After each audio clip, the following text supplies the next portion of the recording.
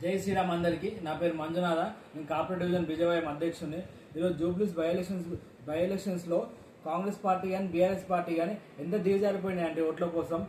మొన్న Congress party meeting పెట్టి CM Revanth Reddy ఇది ముస్లింల పార్టీ, కాంగ్రెస్ పార్టీ ఉంది కాబట్టి ముస్లింలు ఉన్నారు అని ఇష్టం వచ్చినట్టు మాట్లాడుతున్నారు. అంటే నీ పార్టీలో ఎవరు హిందూస్ లేరా, హిందూస్ నాయకులు లేరా, హిందూస్ కార్యకర్తలు లేరా, నీ పార్టీకి ఎవరు హిందూస్ ఓటే లేరా?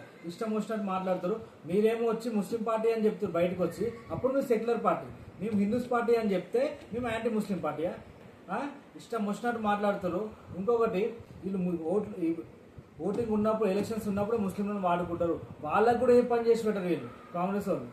ఓట్ల మంది మేము ముస్లింల పార్టీ, ముస్లింలు సపోర్ట్ చేస్తాం, ముస్లింల ఫేవర్ అని చెప్తారు. కానీ వీళ్ళు ఎవ్వరు వాళ్ళకు కూడా న్యాయం చేయరు, ఎవ్వరు న్యాయం చేయరు. ఇది ఒక పెద్ద మోసం చేసే పార్టీ ఈ కాంగ్రెస్ పార్టీ. మరి అట్లనే ఏంది బీఆర్ఎస్ పార్టీలో కేటీఆర్ వచ్చి ఏం మాట్లాడతాడు? మొన్న బీజేపీలో వచ్చి మీరు గుడి కడతారంట, గుడి కడతామని చెప్తారు, రోడ్లు వేయరు, అదే లేదంటే అరే బరాబర్ చేస్తాం భయ్, మేము గుడి కడతాం, గుడితో పాటు రోడ్లు వేస్తాం, లైట్లు వేస్తాం, దాన్ని డెవలప్ చేస్తాం ఏరియాని. మా ఇష్టం, మాకు గుడి కావాలి ఫస్ట్, మేము బరాబర్ గుడి అడుగుతాం. నువ్వు వచ్చి మమ్మల్ని కించపరిచి ఇష్టం ఇజ్జత్ తీసినట్టు మాట్లాడడానికి.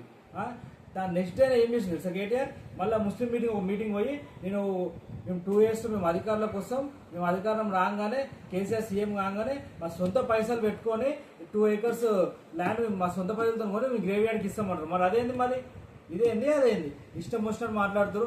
జూబ్లీస్ ప్రజలు మీరు అందరూ గమనించాలి, ఈ 2 పార్టీలకి ఏ ఒక్క హిందూ కూడా ఓటేయదు.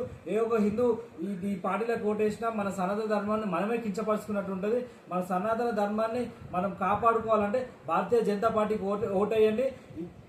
ఈ 11th రోజు అందరూ బీజేపీ పార్టీకి ఓటేయాలని చెప్పి మనస్ఫూర్తిగా కోరుకుంటున్నాను. జై శ్రీరామ్.